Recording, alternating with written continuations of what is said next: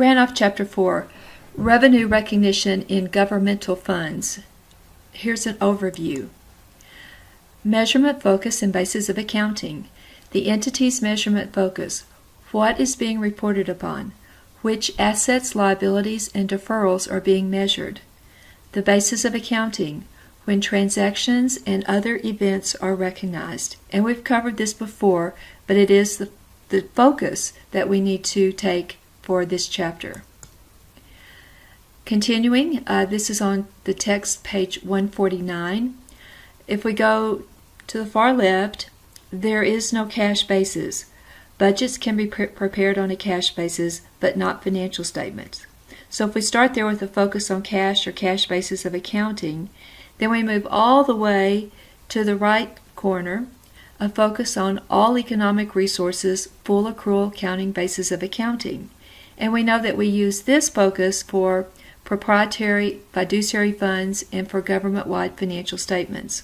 So that represents our two extremes. But now we're working for governmental funds, general, special revenue, capital project, debt service, and permanent. We are working now on the modified accrual basis. So it's not full cash and it's not full accrual. So we have to learn the revenue recognition rules and also later the expenditure rules. So we have modified accrual accounting.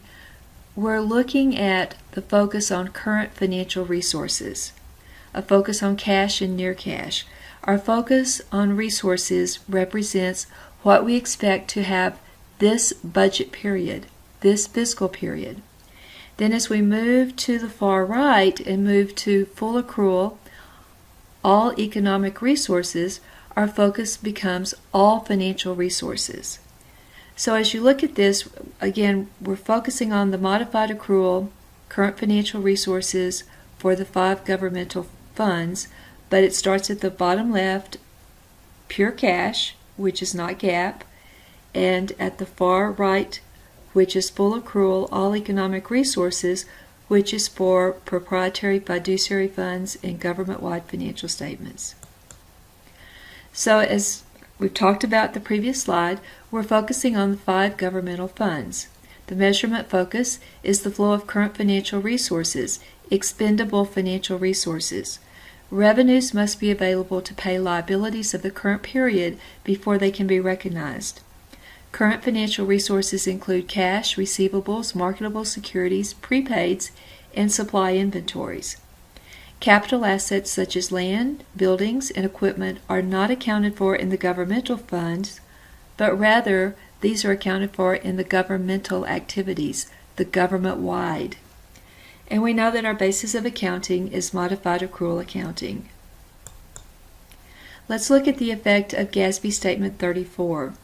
Fund statements versus government-wide statements. This is that dual perspective, the dual reporting, the GASB Statement 34. Here is a financial statement, government-wide, full accrual, and all economic resources. And we see here the assets, all economic resources, the new category we've covered this semester, the deferred outflows. Then we move to all liabilities, current and long-term, and the dual perspective, GASB 34, the net position, net investment in capital assets, restricted and unrestricted. So we've had this before in Chapter 2. Now let's contrast that to the balance sheet for the governmental funds. The fund balance is based on the GASB Statement 54. But now as we look at this balance sheet, we know that our assets and liabilities are the current financial resources. We do not have long-term assets or long-term liabilities. And then assets equal liabilities plus fund balance. We've had this before. We have those GASB 54 fund balance classifications: restricted, committed, assigned, unassigned, and also the category of non-spendable.